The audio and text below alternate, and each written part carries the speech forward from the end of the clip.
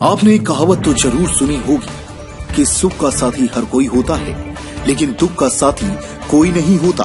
जी हाँ, आज हम बात कर रहे हैं मध्य प्रदेश पुलिस की। वैसे भी जब पुलिस अच्छा काम करती है तो पुलिस को गलत ही कहा जाता है, लेकिन अगर पुलिस के हाथ कोई गलती हो जाए तो उनके लिए लाइन की तैयारी हो जाती है। यह कहना कोई गलत नहीं होगा। जी हाँ, हम बात कर रहे हैं एमपी पुलिस की, जहां पुलिस के अधिकारियों को दबाव में रहकर काम करना पड़ता है। यह बात भी सही है कि अगर वह दबाव में रहकर काम नहीं करेंगी तो राजनीति कहां से चलेगी। हम पीबीसी न्यूज के माध्यम से आपको बताना चाहते हैं कि अगर शहर से अपराध को खत्म करना है तो मध्य प्रदेश पुलिस को स्वतंत्र छोड़ना होगा। फिर आप देखिएगा कैसे अपराध खत्म होता है। लेकिन ऐसा नहीं हो सकता है क्योंकि राजनीति के चलते हर चीज असंभव है।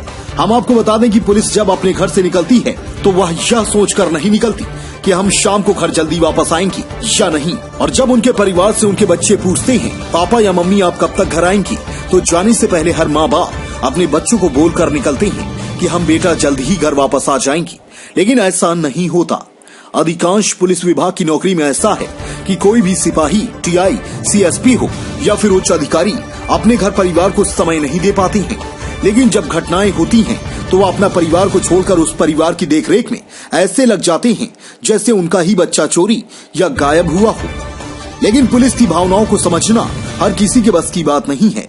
आपको बता दें, पुलिस का काम ऐसा है कि अगर आप उनके एक रात के काम करके देखें तो आपको खुद ही पता चल जाएगा कि पुलिस क्या होती है और उनका काम कैसा होता है। हम यह भी नहीं कह रहे हैं कि पुलिस अच्छी है, लेकिन कहीं न कहीं पुलिस कर्मचारी जो अपने परिवार को छोड़कर ड्यूटी करते हैं, हमारे लिए दिन रात एक करते हैं, हम उनकी बात कर रहे हैं कि जब वो अपने परिवार को समय नहीं दे पाते तो बड़ा खराब सा लगता है। लेकिन पुलिस विभाग में अगर कोई घटना घटित होती है तो पुलिस उसको तुरंत अपने संज्ञान में लेती है और अपनी एक टीम तैयार कर अपने काम में लग जाती है।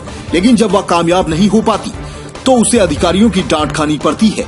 वहीं अगर आप और हम चाहें तो पुलिस को गाली देने की अपेक्षा उन्हें हौसले और हिम्मत देने की सोचें तो शायद हमारे देश की पुलिस और इंसान में कोई फर्क नहीं होगा।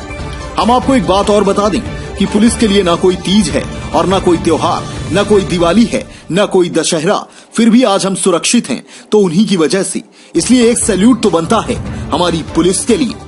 हमारी जबलपुर की तिलवारा पुलिस ने एक बड़े मामले में लुटेरी दुल्हन को हिरासत में लिया है, जो शादी के कुछ दिन बाद मायके जाती और जब तक पति फोन करता उसके हालचाल पूछने के लिए, तब तक वह दुल्हन वहां दूसरे की हो जाती। जबलपुर से राजस्थान बेचने के लिए ले जाई गई 2 नाबालिग लड़कियों को पुलिस वापस लाई है। वहीं पुलिस ने नाबालिग लड़कियों को बहला फुसला कर ले जाने वाले 2 आरोपी महिलाओं को गिरफ्तार किया है, जबकि एक आरोपी युवक फरार है। आपको बता दें, आरोपी नाबालिग लड़कियों की राजस्थान में शादी करके लेते थे मोटी रकम। जबलपुर के तिलवारा क्षेत्र से पिछले दिनों 2 नाबालिग लड़कियां लापता हुई थीं। परिजनों की शिकायत पर पुलिस ने जब पतासाजी की तो पता चला कि लड़कियां मधु नाम की एक महिला के साथ राजस्थान गई हैं। पुलिस राजस्थान जाकर आरोपी महिला को ट्रेस कर रही थी। इसी बीच महिला राजस्थान से जबलपुर लौट आई ताकि किसी को शक न हो। पुलिस भी वापस आकर आरोपी महिला को ट्रेस करती रही ताकि नाबालिग लड़कियों का पता चल सके। आरोपी महिला मधु को जब इस बात की भनक लगी कि पुलिस उसका पीछा कर रही है तो वह मौका देखकर ट्रेन से राजस्थान भागने की फिराक में थी। इसी बीच पुलिस ने उसे गिरफ्तार कर लिया। वहीं आरोपी महिला से जब कड़ी पूछताछ की गई तो उसने नाबालिग लड़कियों के राजस्थान में होने की बात कबूल की। पुलिस ने बताया कि राजस्थान में आरोपी महिला मधु ने दोनों लड़कियों को अपनी बहन कविता और जीजा अर्जुन के यहाँ रखा है। पुलिस ने यह भी बताया कि राजस्थान में शादी के लिए लड़कियों की संख्या कम है, इसलिए आरोपी मधु लड़कियों के बदले मोटी रकम लेकर राजस्थान में शादी कर देती थी। वहीं पुलिस अगर समय पर दबिश न देती तो 2 में से एक नाबालिग लड़की की शादी हो गई होती। बहरहाल पुलिस ने आरोपी मधु और उसकी बहन कविता को गिरफ्तार कर जेल भेज दिया है, जबकि फरार कविता के पति की तलाश की जा रही है। पुलिस दोनों आरोपी महिलाओं के आपराधिक रिकॉर्ड खंगाल रही है। सर, एक बच्ची वाला मामला सामने है। दिनांक अभी 11 अक्टूबर को हमारे थाना क्षेत्र से 2 बच्चियों के अचानक से गुम होने की सूचना मिली थी। इसमें अलग अलग अपराध पंजीबद्ध किए गए धारा 363 IPC के तहत इस बारे में हमारे पुलिस अधीक्षक महोदय श्री सिद्धार्थ बगोड़ा सर को बताया गया। सर के द्वारा अतिरिक्त पुलिस अधीक्षक महोदय ग्रामीण श्री शिवेश बघेल सर और CSP बर्गी रवि चौहान सर के मार्गदर्शन में मुझ थाना प्रभारी तिलवारा के नेतृत्व में एक टीम गठित की गई, जिसमें महिला उप निरीक्षक शिल्पा, कौरव पुलिस लाइन और हमारे थाने से राम सुमिरन Yadav, sub inspector ASI Lekhram, आरक्षक हरी सिंह, आरक्षक हरीश, आरक्षक यशवंत टीम में शामिल थे। एक टीम गठित की गई। इस टीम के द्वारा सरगर्मी से तफ्तीश की गई और इसमें ये पाया गया कि ये दोनों लड़कियां एक साथ गई है।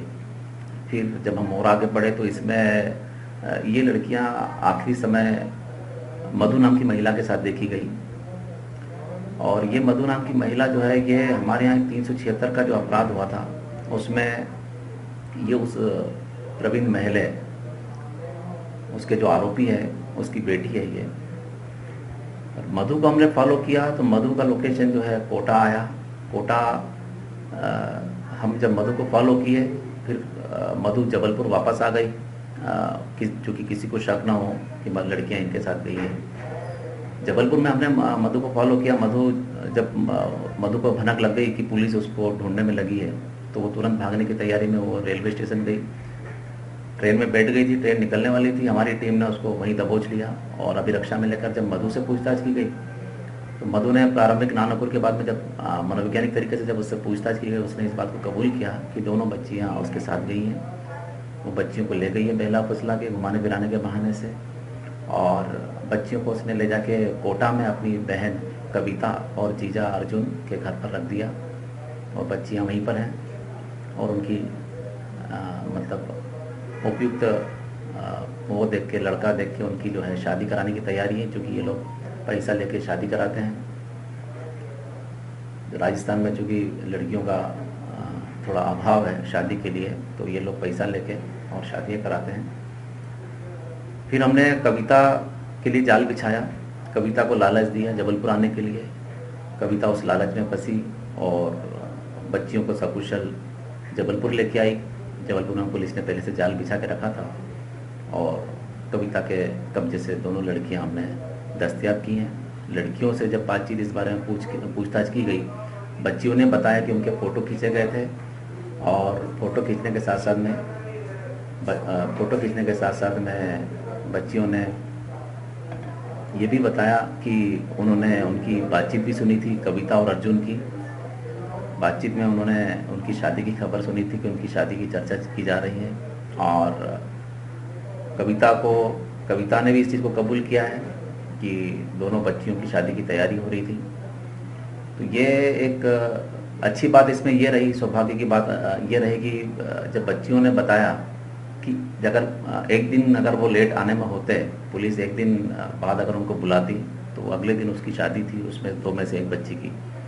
तो अच्छी बात ये रही कि उसमें से दोनों लड़कियों को हमने सकुशल, उनकी ज़िंदगी बर्बाद होने के पहले हमने सकुशल उनको बरामद किया है।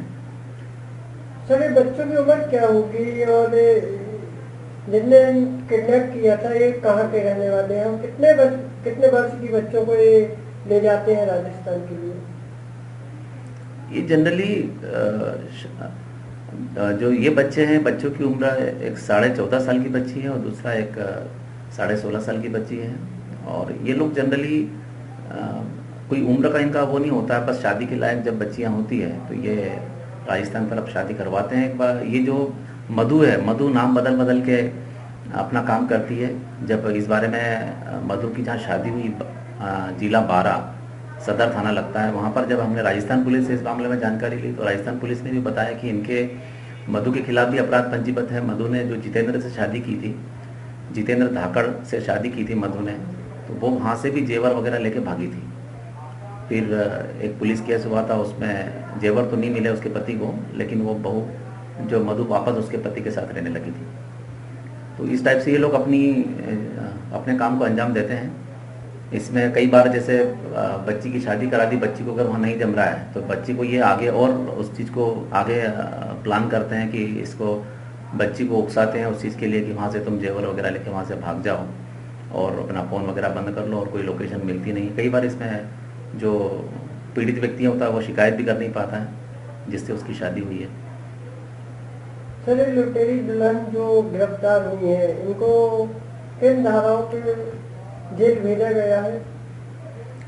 जब बच्चियां गुम हुई थी वैसे ही जो रिपोर्ट हुई थी उसी पर धारा 363 IPC का मामला कायम किए गए थे पृथक से, उसके बाद इन मामलों में अलग से 366 का 368 आदि धाराएं बढ़ाई गई है और इसमें सख्त से सख्त धाराएं बढ़ाई जाएंगी कानूनी विशेषज्ञों की राय लेके।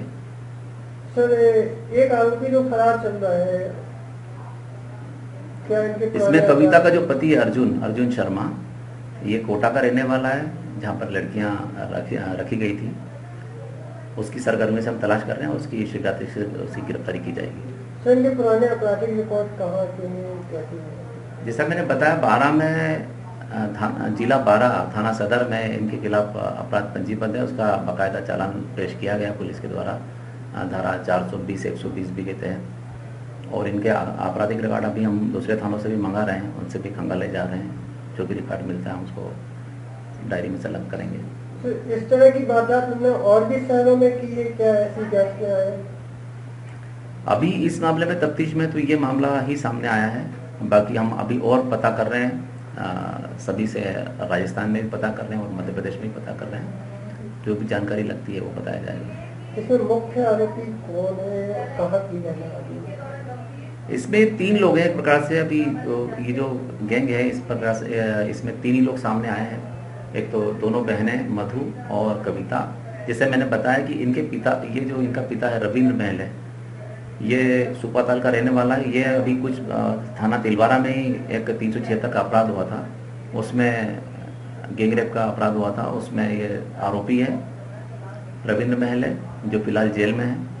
ये उन्हीं की लड़कियां हैं दोनों।